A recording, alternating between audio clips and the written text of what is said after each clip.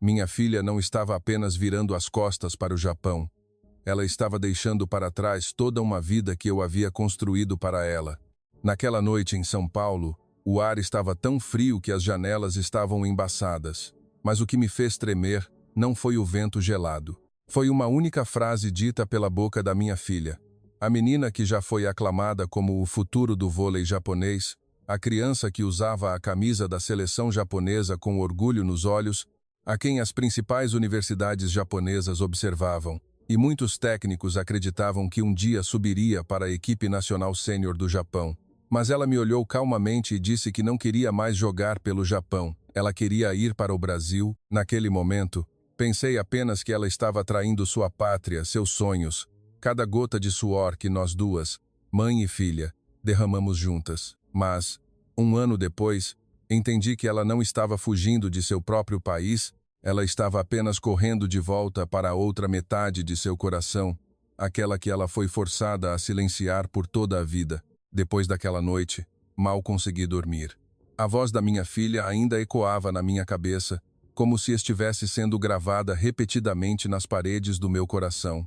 Sentei-me à mesma mesa de jantar, olhando para a lancheira que eu preparara para minha filha todas as manhãs por tantos anos. De repente, senti como se estivesse encarando uma vida inteira que eu acreditava ser sólida, mas que, na verdade, era terrivelmente frágil. Eu sempre pensei que conhecia minha filha melhor, porque fui eu quem a carregou no ventre, fui eu quem a levou para o primeiro treino de vôlei. Fui eu quem a observou cair e levantar-se repetidamente. Mas naquela noite, comecei a suspeitar, dolorosamente, que talvez, durante todo esse tempo, eu só tivesse conhecido o lado que eu queria que minha filha fosse. Conheci o pai dela há 20 anos. Naquela época, eu ainda era uma jogadora de vôlei universitária no Japão, na região de Osaka. Minha vida então se resumia a duas coisas: treinar e me esforçar para não ser um fardo para ninguém. Cresci em uma casa simples, minha família não era rica. Meus pais me ensinaram paciência, a controlar as emoções e a não expressar facilmente meu próprio cansaço. Ao entrar na universidade, passei a acreditar ainda mais que uma pessoa só pode se sustentar na sociedade com os valores japoneses, se tiver disciplina suficiente, for paciente o suficiente e não se destacar demais. Ele entrou na minha vida silenciosamente. Diferente de muitos homens japoneses que eu conhecia, ele era brasileiro de uma cidade no interior de Minas Gerais, veio para São Paulo para estudar jornalismo esportivo e, mais tarde, ajudou em um projeto de intercâmbio esportivo entre universidades. No início, fiquei impressionada com o sorriso dele, porque era um sorriso demasiado aberto para as pessoas com quem eu estava acostumada. Ele não falava japonês muito rápido, mas cada palavra era dita com intenção. Ele ria facilmente, fazia perguntas diretas e tinha um hábito que eu não entendia na época. Ele gostava de falar sobre casa como se fosse um ser vivo e acolhedor, não apenas um lugar para dormir. Eu costumava pensar que essas diferenças eram charmosas quando estávamos apaixonados, mas quando decidimos nos casar, a realidade começou a se manifestar lentamente. Ele queria que eu fosse conhecer sua família no Brasil. Queria que eu experimentasse a vida lá por pelo menos um tempo, antes de começarmos uma família juntos. Eu aceitei ir porque eu amava, mas no fundo, me sentia insegura. Eu não entendia o português. Não compreendia a forma de expressão daquela grande família. Não entendia por que todos perguntavam tanto uns aos outros, quase sem espaço para a privacidade. E, o mais importante, não entendia por que eles pareciam se amar sem esconder as emoções nem um pouco. A casa dele, no interior de Minas Gerais, era cheia de risadas, cheiro de comida e os chamados altos de um nome para outro, da frente aos fundos da casa. Lembro-me que naquela noite, a mãe dele me serviu uma sopa com as mãos quentes e disse algo em português. Ele se apressou em traduzir, dizendo que a mãe falava que a partir daquele momento, eu seria considerada mais uma filha da casa. Todos sorriram, todos me aceitaram, mas em vez de me sentir aliviada, comecei a sentir um medo silencioso, porque era tão acolhedor que eu não sabia como me portar. Quando voltamos para São Paulo e começamos nossa vida, uma ideia foi se enraizando em mim. sem que eu percebesse. Eu disse a mim mesma que, se um dia tivéssemos uma filha, ela deveria crescer da maneira mais estável possível. E para mim, estabilidade significava crescer à maneira japonesa, falar japonês perfeitamente, estudar no sistema japonês, ter modos japoneses, saber quando ficar em silêncio, quando curvar a cabeça, quando suportar sem reclamar. Eu não odiava a sua brasilidade de forma alguma, mas temia que, se nossa filha fosse criada em dois mundos ao mesmo tempo, ela ficaria confusa. Ela se tornaria alguém que não se encaixava em lugar algum. E em uma sociedade que valoriza a harmonia mais do que a individualidade, essa confusão poderia machucar. Lá, quando nossa filha veio ao mundo, escolhi um nome japonês para ela imediatamente. Um nome que soava simples, suave e que se encaixava na vida em São Paulo. O pai dela, uma vez, com cautela, disse que, se possível, gostaria que ela tivesse outro nome, um nome brasileiro, pelo menos para que a família dele pudesse chamá-la com carinho na língua deles. Mas eu recusei. Eu disse que um nome era suficiente, que as crianças não deveriam crescer com a sensação de serem duas partes. Embora eu falasse com uma voz calma, no fundo, era uma decisão muito firme. Eu queria que minha filha fosse clara aos olhos do mundo desde o primeiro dia. Ele cedeu, porque me amava e porque acreditava que não seria tarde demais para ela aprender depois. Mas a vida real nunca espera por ninguém. Aquilo que é repetidamente empurrado para longe muitas vezes não desaparece. Apenas espera o dia de retornar de uma forma mais dolorosa. Nossa filha cresceu em um lar organizado à maneira japonesa. Tudo pontual de manhã, refeições juntas, lixo separado corretamente, visitas ao templo ou centro cultural japonês no ano novo, uniformes escolares impecáveis, fala educada, horários de treino, metas, um caminho.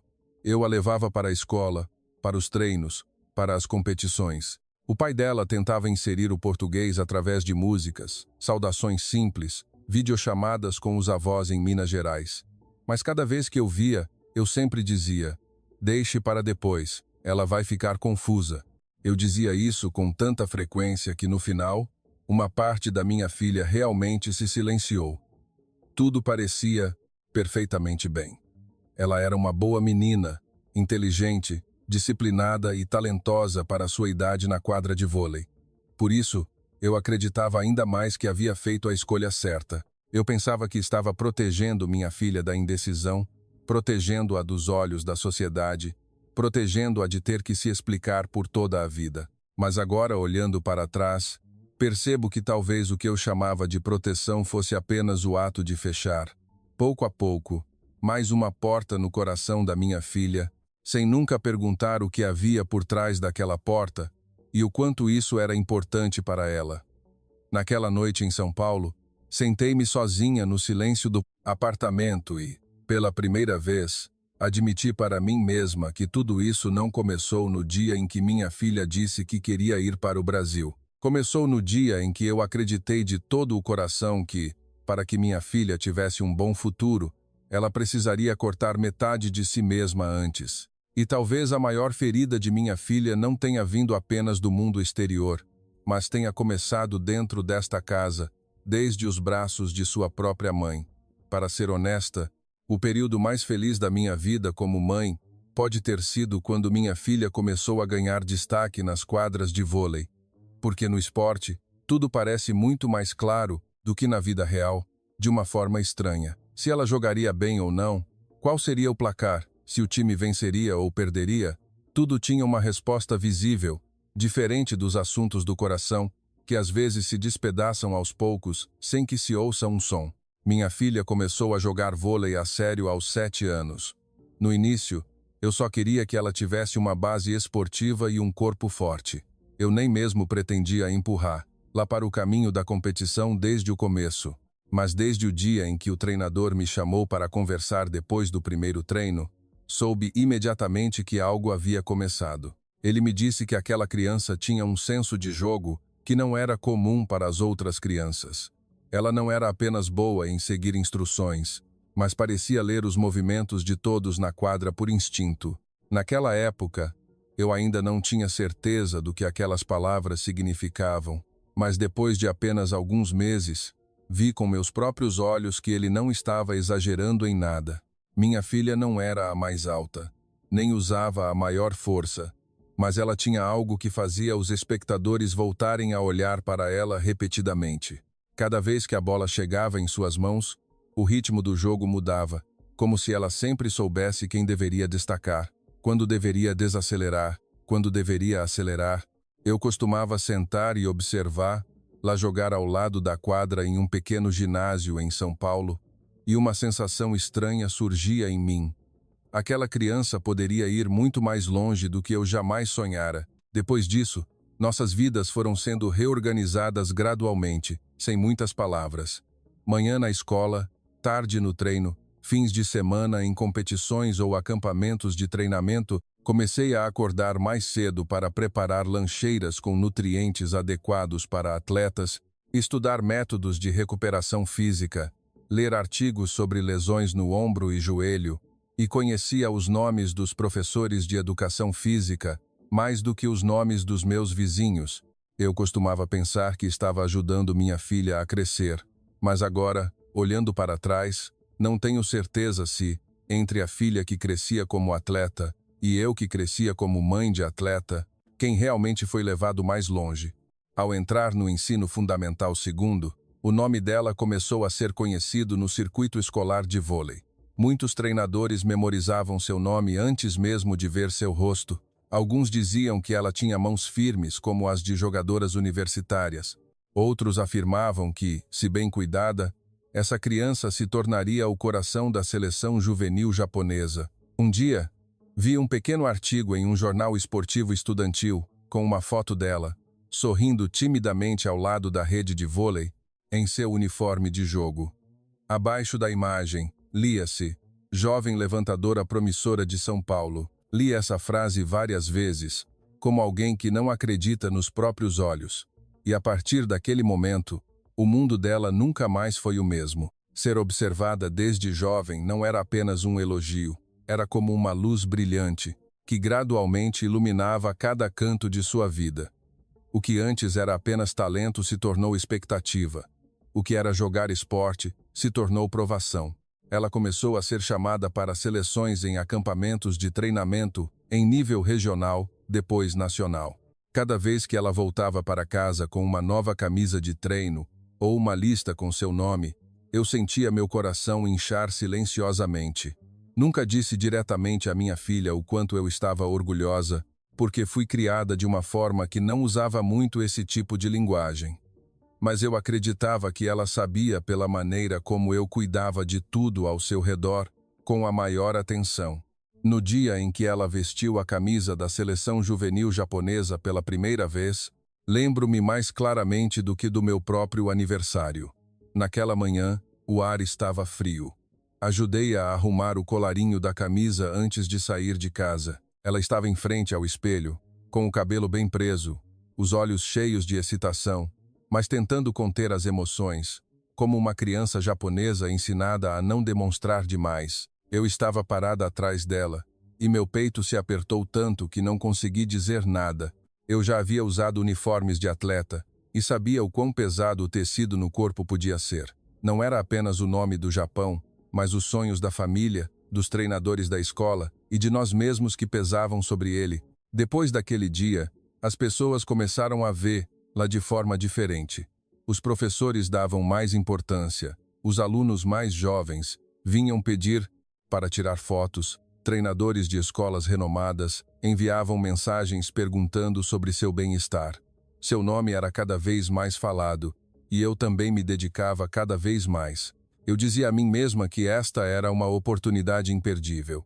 Se cuidasse bem, se treinasse bem, se não deixasse que ela perdesse o foco, a vida de minha filha seria muitas vezes mais estável que a minha. Mas a verdade que eu não aceitava naquela época era que, quanto mais minha filha subia aos olhos dos outros, mais eu começava a sentir medo. Eu temia que ela se machucasse, que se perdesse, que não aguentasse a pressão. E o que eu nunca ousava dizer em voz alta era que eu temia que um dia algo que eu tentava manter em segredo o tempo todo, voltasse para cobrar. Lá, eu não sabia que forma esse medo tinha no início. Eu apenas sentia que, embora minha filha estivesse na quadra no Japão, embora seu nome fosse chamado como a esperança daquele país, em alguns momentos, quando eu a observava de longe, ainda tinha uma sensação estranha, como se estivesse olhando para uma criança que tentava se manter de pé em um solo que talvez nunca tivesse sido verdadeiramente dela. Naquela época, eu ainda não entendia o que essa sensação significava. Eu apenas pensava que, se ela vencesse o suficiente, se fosse talentosa o suficiente, se fosse aceita o suficiente, tudo ficaria bem. Eu acreditava, como muitas mães acreditam, que o sucesso ajudaria a proteger seus filhos de dores invisíveis. Mas eu não sabia que, às vezes, o sucesso só conseguia esconder as feridas mais profundamente e que, no dia em que elas se abrissem novamente, doeria mais do que jamais poderíamos imaginar. Se me perguntassem quando as coisas realmente começaram a mudar, eu não saberia dizer o dia exato, porque não começou com um único grande evento.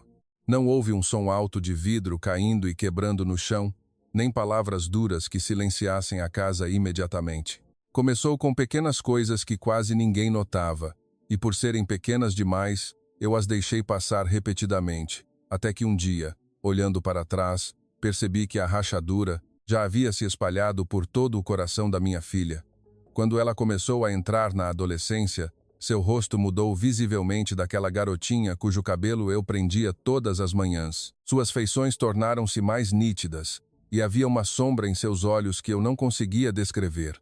Muitos ainda elogiavam sua beleza marcante, mas esse tipo de elogio às vezes trazia algo consigo. Quando as pessoas olhavam para ela por muito tempo, eu geralmente ouvia as mesmas perguntas. Sua filha não parece uma criança puramente japonesa, não é? Ou seu pai é estrangeiro, não é? Alguns perguntavam por curiosidade simples. Outros sorriam enquanto perguntavam como se não fosse nada. Mas eu não sabia o quanto essas perguntas permaneciam no coração de minha filha. No início, ela ainda conseguia rir.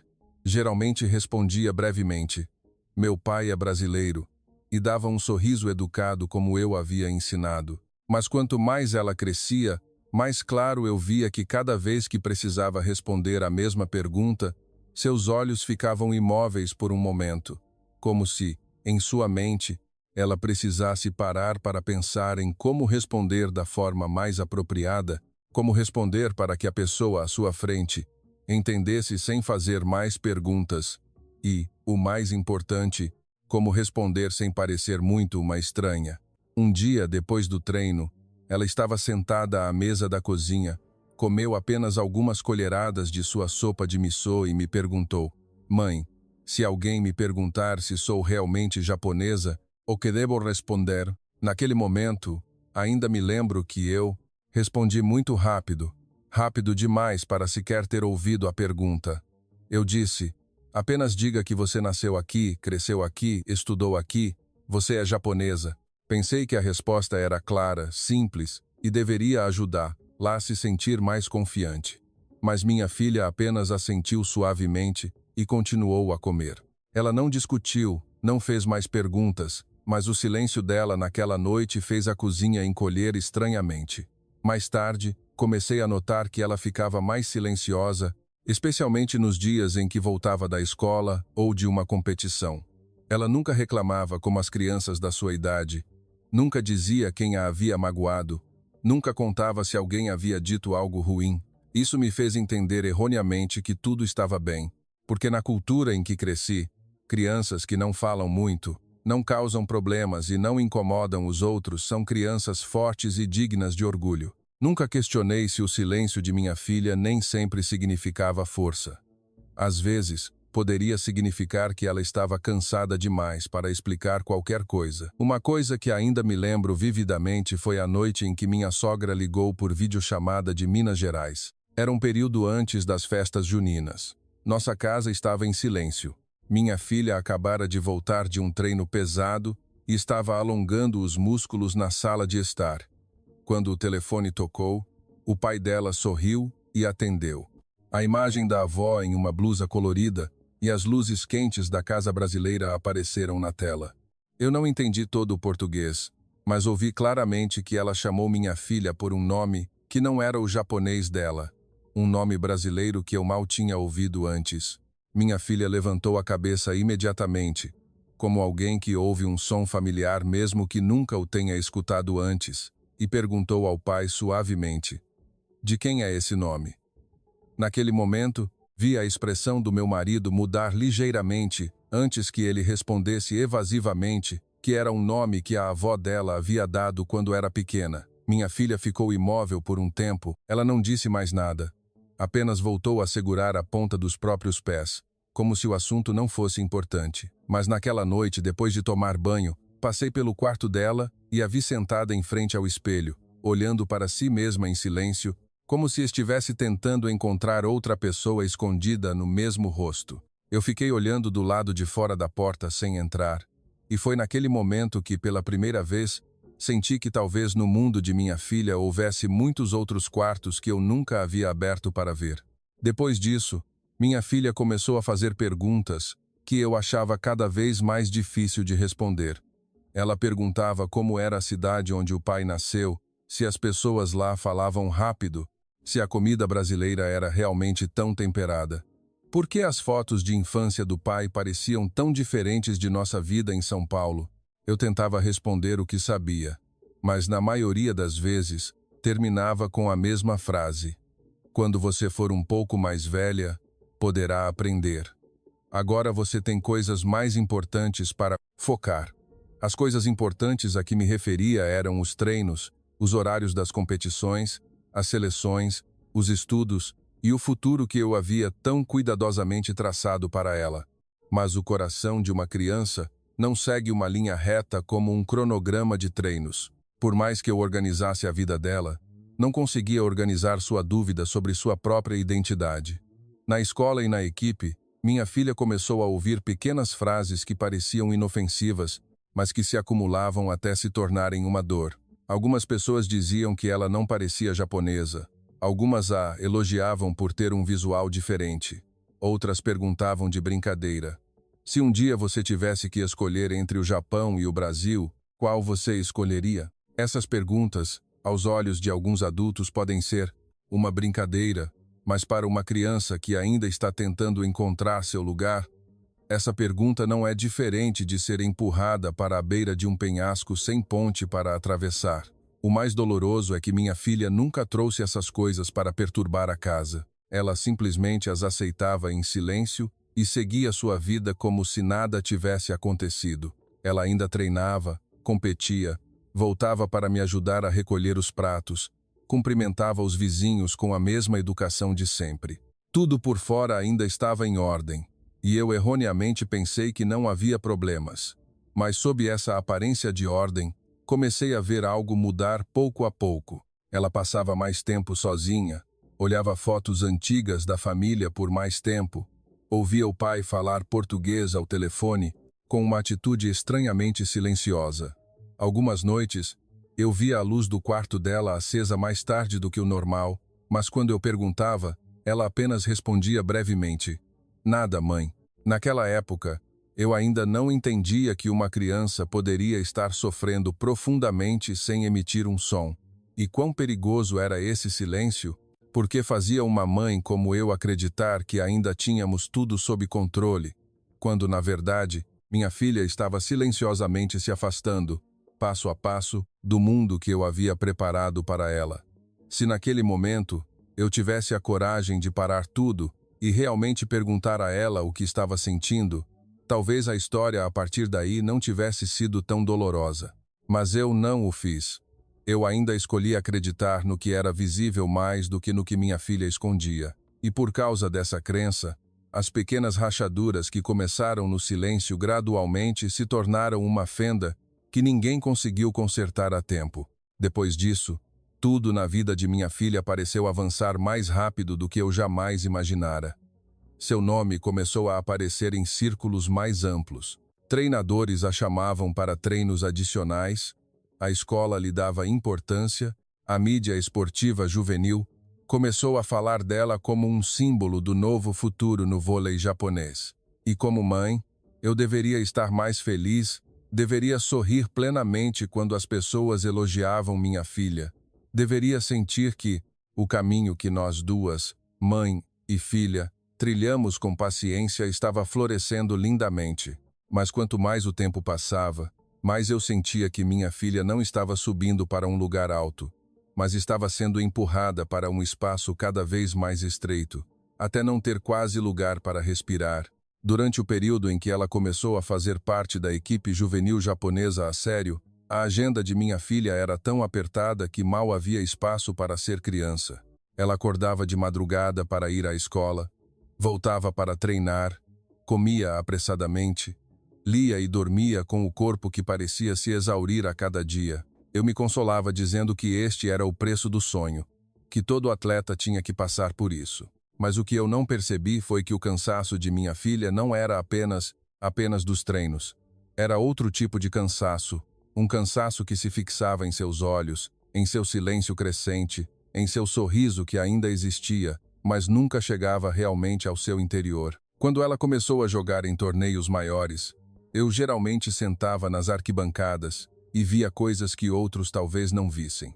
Cada vez que ela fazia um ponto importante, todos se voltavam para ela com olhos de admiração. Mas sempre que ela cometia um erro, por menor que fosse, eu sentia a atmosfera ao redor mudar estranhamente rápido. Não era apenas o erro de mais uma atleta, era como se as pessoas estivessem observando para ver onde haveria uma falha para apontar. Eu não sabia se essa sensação vinha de pensar demais como mãe, mas eu realmente sentia que minha filha nem sempre era vista com os mesmos olhos que os outros. Quanto mais ela se destacava, os elogios que antes me alegravam começavam a ter uma sombra escondida. Muitas pessoas diziam que ela não tinha o estilo de uma criança japonesa típica. Algumas diziam que ela tinha um senso de jogo estranho para o sistema japonês. Soava como um elogio, mas no fundo me fazia estremecer, porque significava que aquelas pessoas ainda a viam como alguém diferente. Mesmo que ela jogasse pelo Japão, vestisse a camisa japonesa, falasse japonês e vivesse a maneira japonesa, ainda havia alguns olhares que não permitiam que ela fosse apenas mais uma menina na equipe igual às outras. O que era ainda mais doloroso é que esse tipo de pressão geralmente vinha de forma tão educada que não podíamos argumentar. Depois de uma competição, um dos pais de uma atleta veio até mim com um sorriso e disse: "Sua filha é muito talentosa. Parece uma criança com algo realmente diferente." Eu sorri e respondi educadamente, mas no caminho para casa, só conseguia pensar: por que minha filha nunca teve permissão para ser talentosa de uma forma normal? Por que cada habilidade dela tinha que ser atrelada à palavra diferente? Como se, por mais que ela se esforçasse, a sociedade ainda quisesse lembrá-la de que ela era diferente. E no mundo online, o que antes existia apenas como sentimento, começou a ter letras claras pouco a pouco. Depois de uma curta entrevista sobre uma estrela em ascensão da equipe juvenil japonesa, muitas pessoas deixaram comentários. Parte eram elogios, mas algumas frases eram como agulhas que lentamente perfuravam a pele. Alguém perguntou: qual a etnia dela? Alguém disse: o rosto dela não parece puramente japonês. Alguém brincou: será que uma criança com essa origem realmente entende o que significa representar o Japão? Não tenho certeza se minha filha leu tudo, mas sei que as crianças de hoje veem mais do que os pais pensam. E algumas feridas não precisam de xingamentos diretos. Apenas saber que há quem questione a própria existência já é o suficiente para tornar uma noite longa demais. Na própria equipe, eu comecei a notar pequenas mudanças que não podiam ser explicadas diretamente. Durante os treinos, minha filha ainda fazia seu trabalho bem, ainda cooperava, ainda respeitava o treinador e tinha bons modos com todos os colegas, mas algo de sua espontaneidade estava desaparecendo gradualmente. Eu a vi entrar no vestiário e algumas conversas pararem por um momento. Eu a vi sentar para comer sozinha depois do treino, embora antes estivesse sempre cercada de pessoas. Eu vi alguns colegas de equipe sendo excessivamente educados com ela, a ponto de parecerem manter distância, e não a proximidade que companheiros de equipe deveriam ter. Essas coisas não tinham provas. Ninguém agia de forma claramente errada. Ninguém dizia nada que eu pudesse contestar. Mas como mãe, eu sabia que minha filha estava sendo colocada em uma posição estranha. Ela era admirada, mas não verdadeiramente aceita. Uma noite, depois de retornar de uma competição nacional, minha filha estava sentada na varanda do quarto, olhando silenciosamente para as luzes de São Paulo ao longe. Perguntei por que ela não ia dormir logo, já que teria aula no dia seguinte. Ela respondeu: "Mãe, se eu jogo bem, as pessoas me elogiam por ter um talento especial. Mas se eu erro, as pessoas me olham como se eu nunca devesse ter errado em primeiro lugar. Não entendo por quê.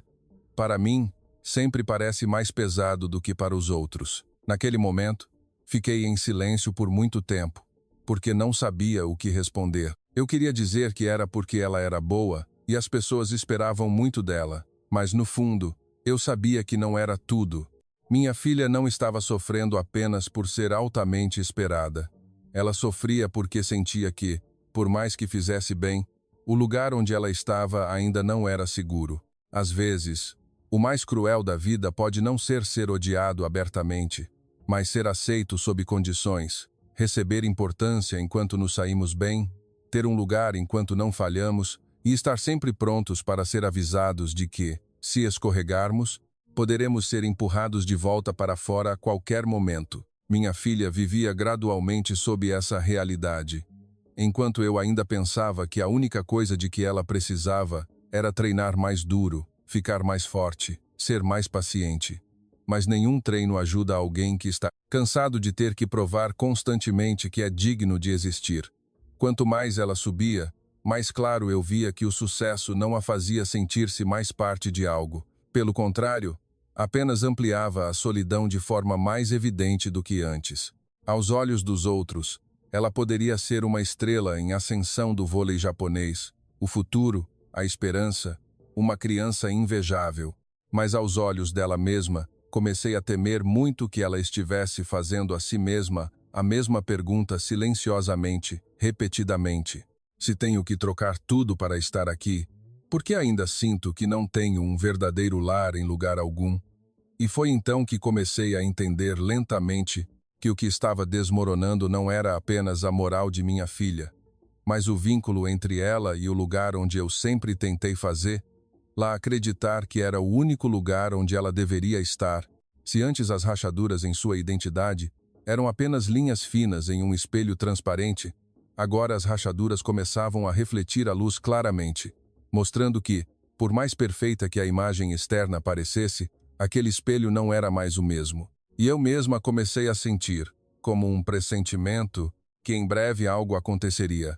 Algo que faria com que a vida de nós duas nunca mais pudesse voltar a ser a mesma. Se o período anterior foi quando comecei a ver que minha filha estava gradualmente perdendo o fôlego em uma vida aparentemente perfeita, este período foi quando vi o que sempre me recusei a aceitar começar a tomar forma clara, pouco a pouco. E essa coisa era o Brasil, o país que eu costumava ver apenas como a terra natal do meu marido, a outra raiz que poderia ser mantida à distância por enquanto, um assunto que poderia ser aprendido mais tarde, mas no final, tornou-se o único lugar onde minha filha começou a sentir que não precisava prender a respiração. O início de tudo veio com a notícia de que o pai do meu marido não estava muito bem de saúde. Ele havia mencionado voltar para casa no Brasil várias vezes nos últimos anos, mas sempre adiávamos. Às vezes porque minha filha estava em uma competição, às vezes porque ela tinha provas, às vezes porque eu sentia que essa longa viagem desestabilizaria nossa vida tão sistemática. Até que daquela vez, ele não falou mais com um tom de súplica. Ele apenas disse silenciosamente enquanto recolhia os pratos depois do jantar: "Se não formos desta vez, talvez não tenhamos outra boa oportunidade como esta." Lembro-me de ter ficado em silêncio por um bom tempo antes de responder brevemente: "Então, vamos." Não tenho certeza se, naquele momento, decidi por compaixão ao meu marido ou porque, no fundo, comecei a sentir que minha filha precisava sair daquela atmosfera por um tempo, pois naquele período Minha filha era como uma árvore que ainda estava de pé, mas cujas folhas começavam a murchar pouco a pouco. Ela ainda ia treinar, ainda fazia seu trabalho, ainda respondia às minhas perguntas com a mesma polidez, mas a vitalidade que costumava haver em seus olhos quando ela falava de vôlei estava quase desaparecida. Eu a observei uma vez, desfazendo as fitas dos dedos depois do treino com uma atitude apática, e uma pergunta surgiu em minha mente pela primeira vez. Se as coisas continuassem assim, o que restaria dessa criança, além da disciplina, enquanto nos preparávamos para viajar? Minha filha mal falava, mas notei que ela parecia silenciosa de uma maneira diferente do habitual. Não era o silêncio do cansaço, mas um silêncio como se algo estivesse despertando em seu coração. Um dia, passei pelo quarto dela e vi que a tela do tablet da minha filha estava aberta, mostrando um clipe de uma partida de vôlei feminino brasileiro.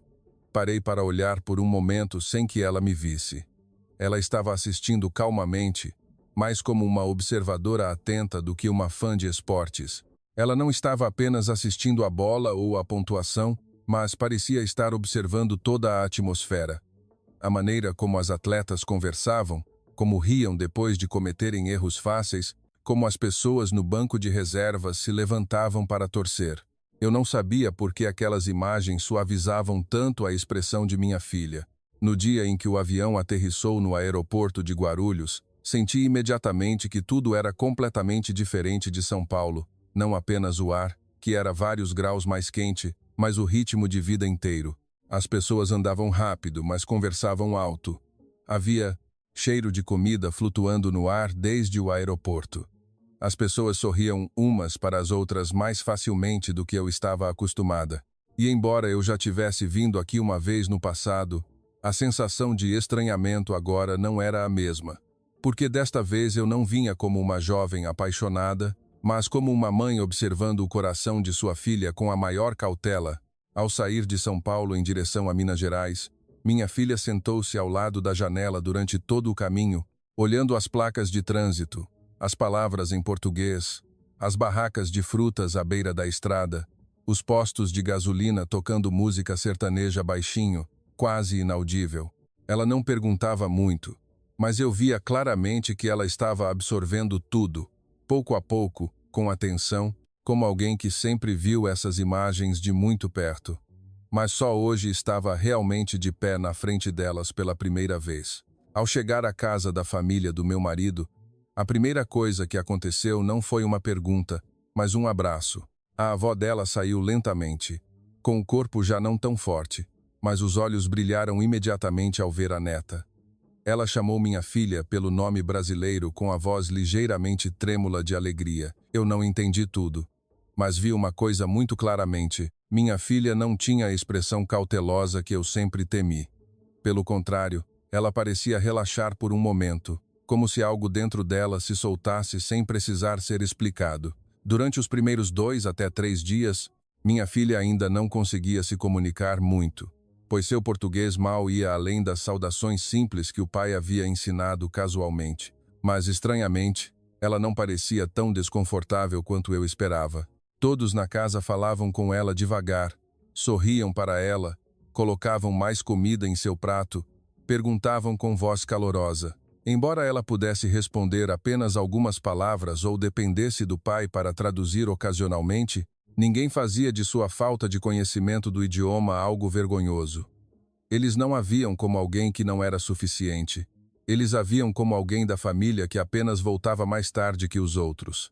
Uma noite, enquanto jantávamos juntos à mesa de madeira comprida na frente da casa, em meio aos sons dos grilos e do vento quente e suave, uma prima da mesma idade, de minha filha, filha da irmã de meu marido, perguntou, através da tradução dele, se ela queria ir ver o treino de vôlei na escola amanhã. Eu quase respondi, não por minha filha, por hábito, pensando que deveria ser um tempo de descanso e não de correr atrás da mesma coisa novamente. Mas antes que eu pudesse dizer qualquer coisa, minha filha levantou a cabeça e assentiu suavemente. Seus olhos mudaram visivelmente. Era um brilho que eu não via há muito tempo. Os olhos de uma criança que queria ir, não por dever, não para agradar ninguém, mas porque realmente queria ir. No dia seguinte, fomos a um ginásio de uma escola esportiva em Minas Gerais. O prédio não era tão novo quanto os locais de treino no Japão.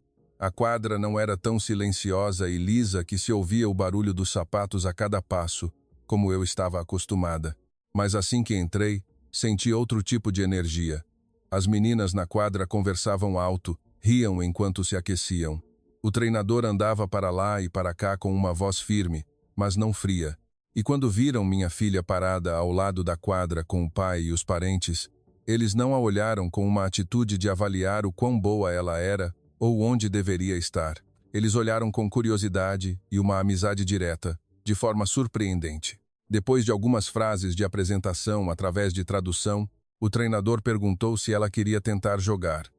Olhei para minha filha imediatamente e vi um brilho de hesitação por apenas um segundo antes que ela assentisse. Ela calçou os tênis, entrou na quadra e recebeu a primeira bola com uma atitude ligeiramente rígida, mas não demorou muito para que eu visse algo que me surpreendeu.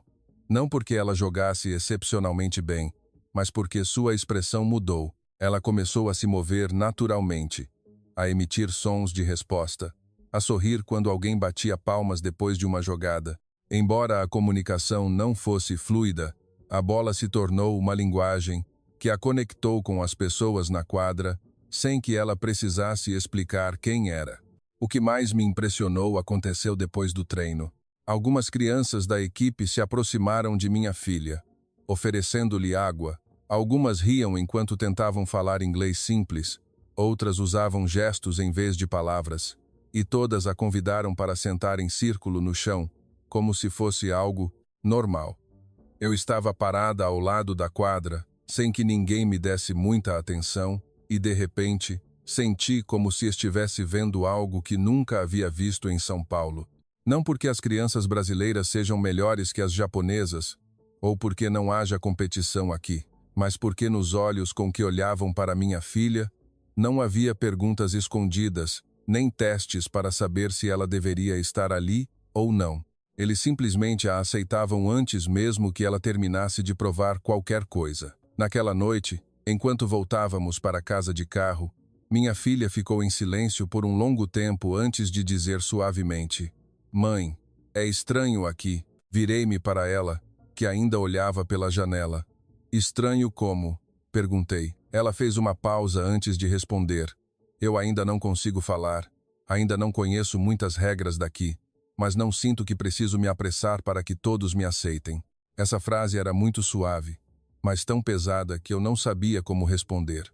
Eu fiquei sentada em silêncio durante todo o caminho para casa, deixando os sons da estrada e do vento quente de Minas Gerais fluírem lentamente pela janela do carro.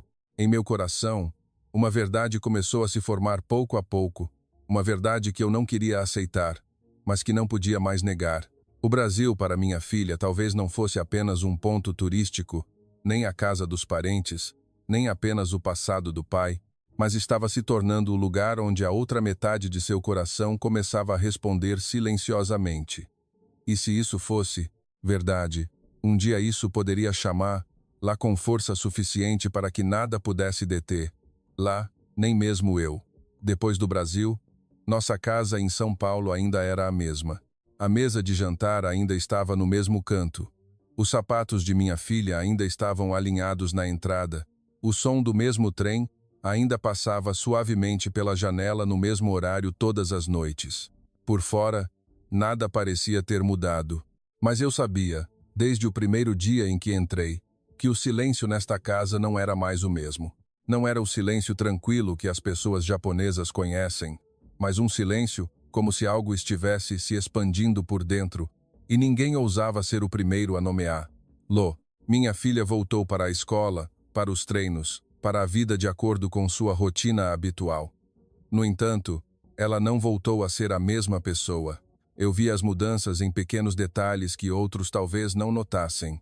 No jantar, ela levantava menos a cabeça do telefone, mas se eu, por acaso, passasse pelo quarto dela tarde da noite, eu veria a luz da tela do tablet iluminando o rosto silencioso de minha filha.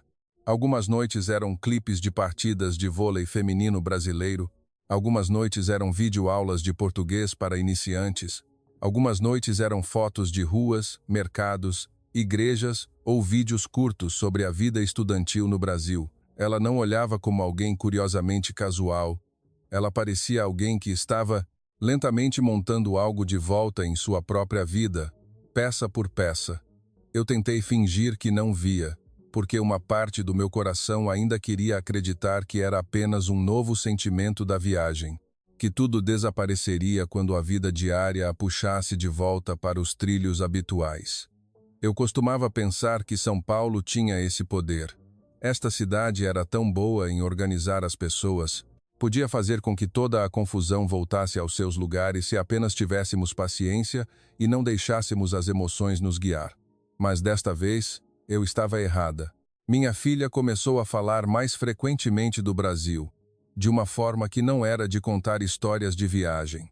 Ela falava sobre o ritmo de jogo do time brasileiro, sobre a forma como as jogadoras se comunicavam na quadra, sobre os sorrisos das meninas da equipe, sobre a estranha sensação que surgia quando alguém chamava seu nome brasileiro. O pai dela não falava muito, ele apenas ouvia e, às vezes, pacientemente, ajudava a filha a pronunciar as palavras em português, uma por uma. Enquanto eu estava sentada ali, sentia como se estivesse observando duas pessoas entrarem lentamente em um espaço que eu nunca havia permitido existir nesta casa antes. O ponto em que comecei a sentir medo de verdade foi o dia em que o treinador ligou para casa para informar sobre o próximo período de concentração da seleção juvenil japonesa.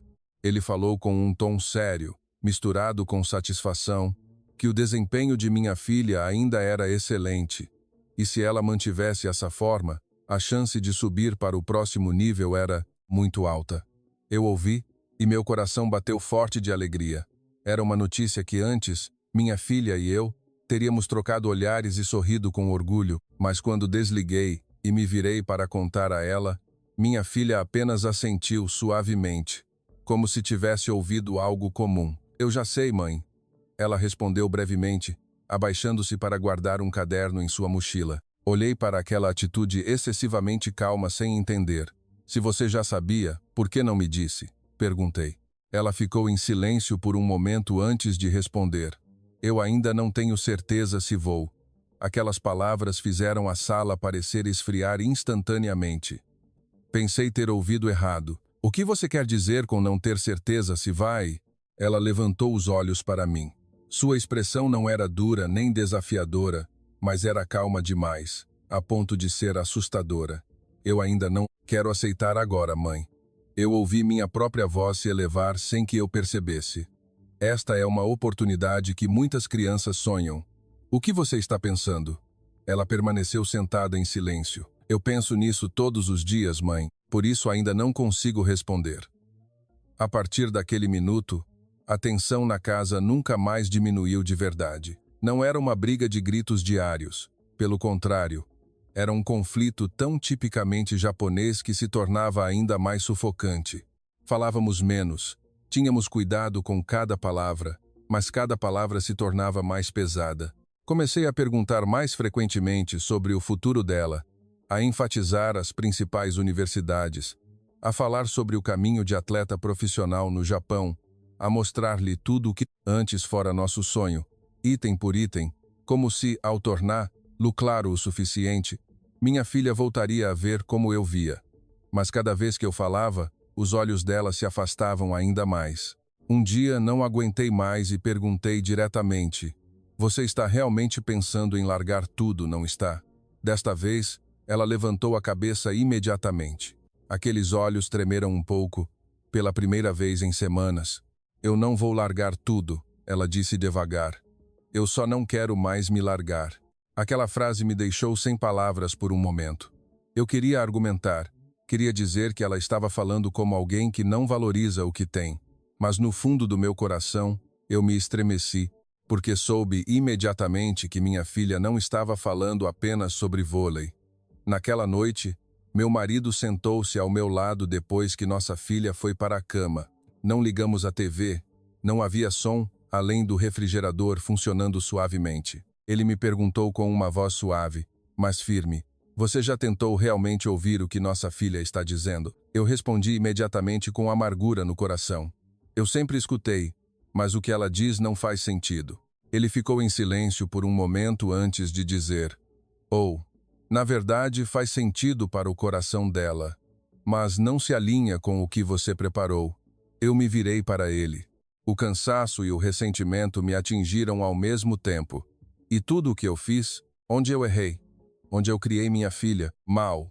Ele balançou a cabeça suavemente. Você não a criou mal, você apenas amou sua filha de uma maneira que tentava protegê-la das dificuldades. Mas talvez o que você chama de proteção seja a mesma coisa que a impede de respirar. Aquelas palavras foram como uma faca que não feriu imediatamente, mas afundou lentamente, até doer quase insuportavelmente. Eu queria negar. Queria insistir que sou mãe, que eu sei melhor o que minha filha precisa.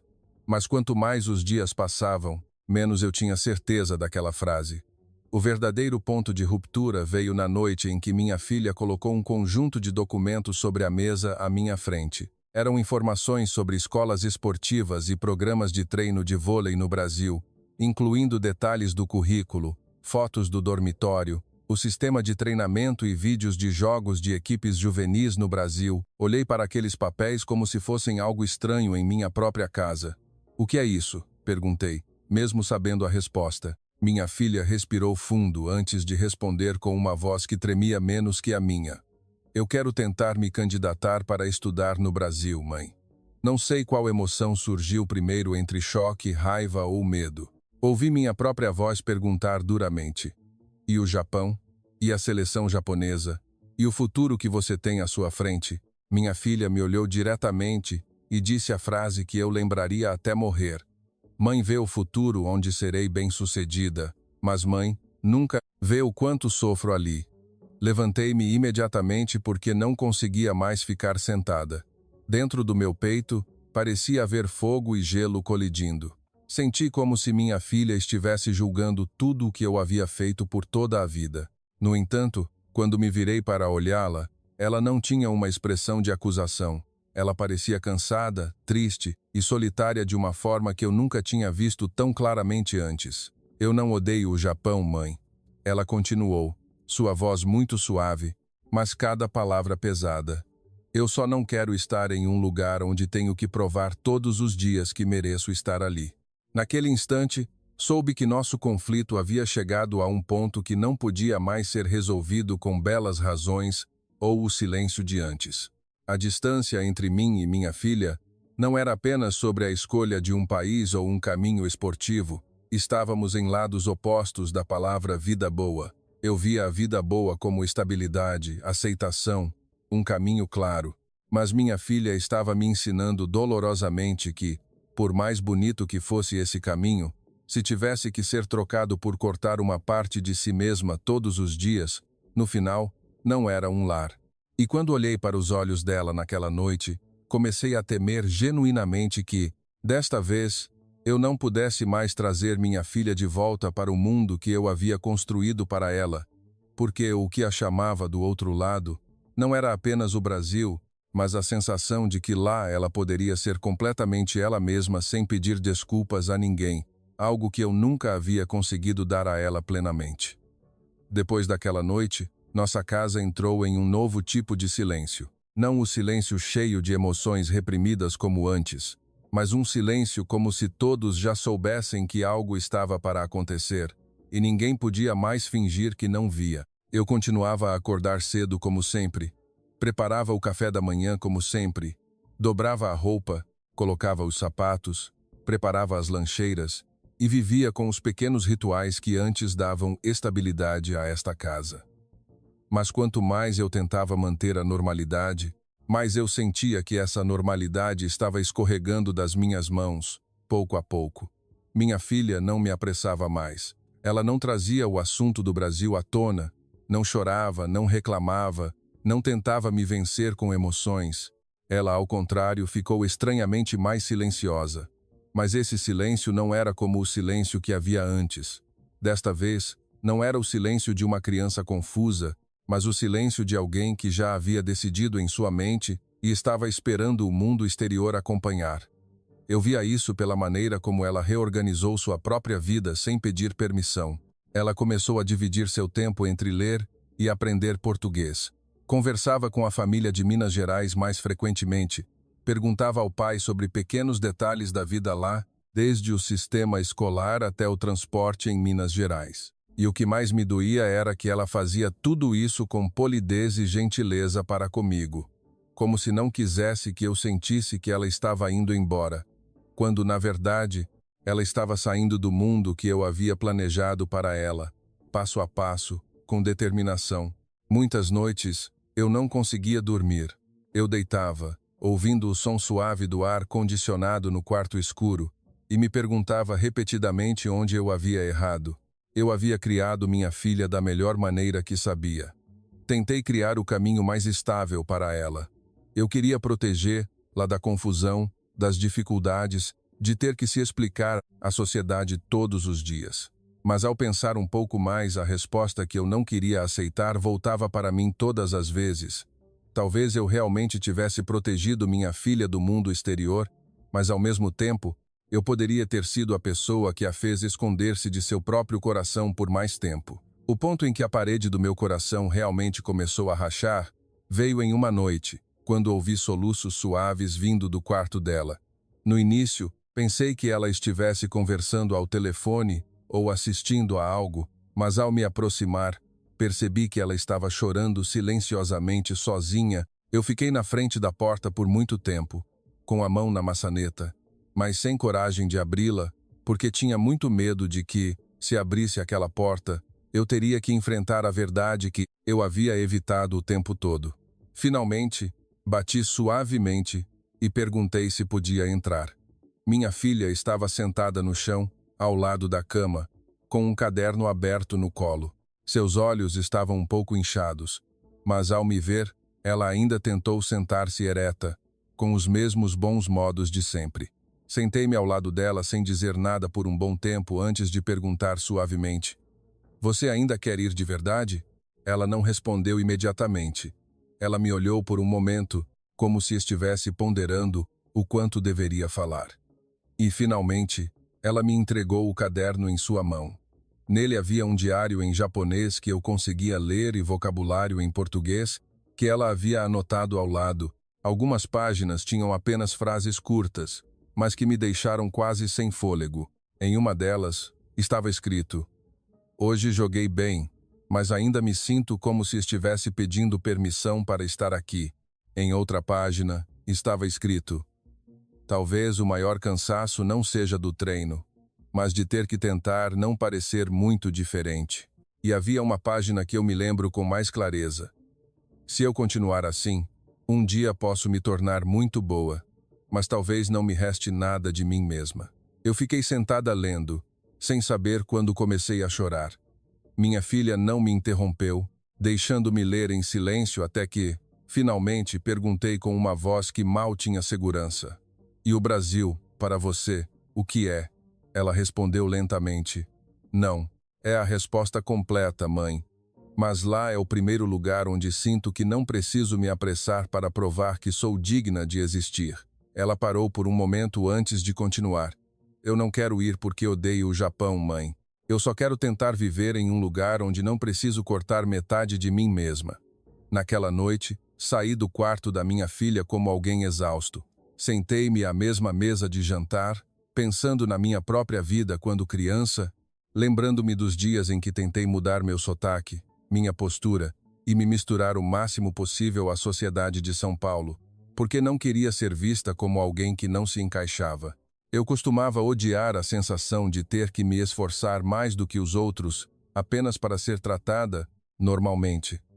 E por que eu não percebi que minha filha estava lutando contra o mesmo sentimento, apenas de uma forma mais profunda e solitária?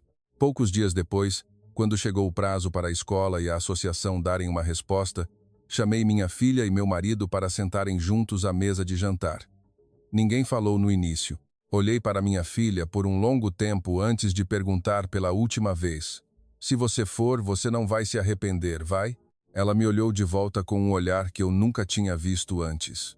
Não era o olhar de uma criança teimosa, nem o olhar de alguém querendo vencer, mas era o olhar de alguém que sabia que essa dor era necessária. Se eu não for, vou me arrepender mais, mãe, ela respondeu. Naquele instante, eu soube que havia perdido. Mas aquela derrota não foi uma derrota para minha filha. Foi uma derrota para meu próprio medo, para a crença que eu mantinha há tanto tempo de que uma pessoa precisa escolher apenas um lado para ter uma vida estável. Respirei fundo antes de falar com uma voz tão trêmula, que eu mesma mal me lembrava quando tinha sido tão frágil pela última vez. Se você for, você deve aprender português a sério, deve ser responsável pelos seus estudos e deve prometer que, aconteça o que acontecer, não guardará mais segredo sozinha. Assim que terminei de falar, as lágrimas de minha filha jorraram. Ela assentiu repetidamente e se moveu para mim sem hesitação. Seu abraço tremia tanto que eu soube imediatamente que aquela criança não estava apenas esperando permissão. Ela estava esperando que sua mãe finalmente a visse por inteiro. Depois disso, tudo aconteceu assustadoramente rápido. Entramos em contato com a escola no Brasil, organizamos documentos, cancelamos alguns planos que tínhamos no Japão, recebemos telefonemas de treinadores e professores que perguntavam repetidamente, sem entender, por que uma criança com um futuro tão promissor escolhia tal caminho. Eu respondia a todos com as palavras educadas que deveriam ser ditas, mas cada vez que eu desligava o telefone, sentia como se estivesse lentamente retirando tijolo por tijolo da parede que eu havia construído por toda a minha vida. O dia da viagem chegou mais rápido do que eu pensava. O aeroporto de Guarulhos estava muito claro naquela manhã, a ponto de fazer tudo parecer excessivamente nítido. A bagagem de minha filha consistia em apenas 2 malas e uma bolsa para equipamentos de vôlei. Olhei para tudo aquilo e senti uma estranha e dolorosa surpresa. Será que 17 anos da vida de uma pessoa podiam realmente ser reduzidos a tão pouco? Minha filha estava arrumada como sempre, o cabelo bem preso, quase sem maquiagem, mas seus olhos não eram os mesmos. Havia excitação, medo e uma luz que eu não via há muito tempo. O pai dela a abraçou forte e repetiu as mesmas velhas advertências. Eu, por outro lado, mal conseguia falar. Até o momento em que tivemos que nos separar no ponto de controle, eu a puxei para perto e me ouvi dizer as palavras que deveriam ter sido ditas há muito tempo. Mãe sente muito se, no passado, fiz você sentir que precisava ser outra pessoa para que eu tivesse orgulho. Minha filha balançou a cabeça imediatamente, em meio às lágrimas. Mãe não me machucou. Mãe apenas me amou da maneira que mãe acreditava ser a melhor. Aquela frase fez meu coração doer ainda mais do que antes, porque reforçava que minha filha era madura o suficiente para me entender no dia em que eu estava apenas começando a entendê-la. Antes de entrar, minha filha se virou, correu de volta para mim e enfiou um envelope em minha mão. Leia depois que eu estiver no avião, mãe, ela disse rapidamente antes de dar um leve sorriso e virar as costas para ir. Desta vez, ela não olhou para trás. Eu fiquei olhando para suas costas, até que ela sumiu de vista, sabendo que, uma vez que ela passasse por aquele portão, a vida de minha filha não seria mais uma vida que eu pudesse controlar. E talvez aquela fosse a primeira vez que ela começaria a ser verdadeiramente dona de sua própria vida. Sentada no carro de volta, abri a carta de minha filha com as mãos trêmulas. Não havia acusações nem amargura. Apenas palavras simples que me fizeram chorar ainda mais forte do que no aeroporto. Ela escreveu que sabia que a mãe a amava, sabia que tudo o que a mãe fez veio de boas intenções, sabia que usar a camisa da seleção japonesa fora um momento realmente belo. Mas ela continuou escrevendo que, em São Paulo, ela geralmente sentia que tinha que descartar parte de si mesma todos os dias para se adequar o suficiente àquele lugar, enquanto no Brasil, embora tudo fosse novo e difícil, seu coração estava estranhamente calmo. Eu não estou fugindo do que a mãe construiu para mim, ela escreveu. Eu estou apenas tentando voltar para mim mesma por inteiro. Dobrei a carta com carinho e olhei pela janela. São Paulo ainda se movia como sempre. As pessoas ainda se apressavam como sempre. Nada no mundo exterior havia mudado. Apenas eu comecei a entender. pela primeira vez, que a partida de minha filha não significava que ela amava menos esta casa. Não significava que ela traía o país que a criou, mas significava que uma criança era corajosa o suficiente para escolher um caminho que a faria não ter que dividir seu coração em duas partes, novamente. E embora naquele momento eu ainda dosse tanto que mal conseguia aceitar, no fundo do meu coração, eu já sabia que essa partida não era o fim da nossa relação mãe e filha, mas era apenas o começo de um novo aprendizado em que eu mesma teria que crescer junto com minha filha. Meses depois, decidi voar para o Brasil para ver minha filha competir com meus próprios olhos. A quadra em Minas Gerais não era tão solene como eu estava acostumada no Japão. Os gritos de torcida eram calorosos e cheios de vida. Quando vi minha filha correr para a quadra com o uniforme de sua nova escola, mal a reconheci. Não porque seu rosto tivesse mudado, mas porque seus olhos não eram mais os mesmos. Não eram os olhos de uma criança que tentava fazer tudo certo para ser aceita, mas eram os olhos de alguém que estava em um lugar onde seu coração não precisava mais se esconder. Durante todo o jogo, eu a vi chamar suas colegas. Vi seu sorriso depois de um erro, vi as mãos de suas companheiras de equipe tocarem seu ombro naturalmente. E finalmente entendi que durante todo esse tempo, minha filha não precisava apenas de uma oportunidade esportiva. Ela precisava de um lugar onde sua própria identidade não se tornasse um fardo, onde ela não precisasse dividir seu coração ao meio para deixar os outros à vontade. Após o término do jogo, ela correu para mim como quando era criança e me abraçou apertado, sem dizer nada por um bom tempo. Acariciei suas costas suavemente e senti toda a teimosia que eu havia mantido se dissolver lentamente. Mãe entende agora, sussurrei em meio às lágrimas. Você não estava fugindo de casa. Você estava apenas voltando para si mesma. Ela tremeu em meus braços antes de me abraçar ainda mais forte. Naquele instante, aprendi a lição mais profunda da vida de uma mãe. O amor não é forçar um filho a seguir o caminho que achamos mais seguro, mas é aceitar, mesmo quando o caminho dele nos leva a lugares completamente desconhecidos. Porque, no final, a verdadeira vitória não é ver seu filho se tornar o que você sonhou, mas é vê-lo feliz o suficiente para ser completamente ele mesmo.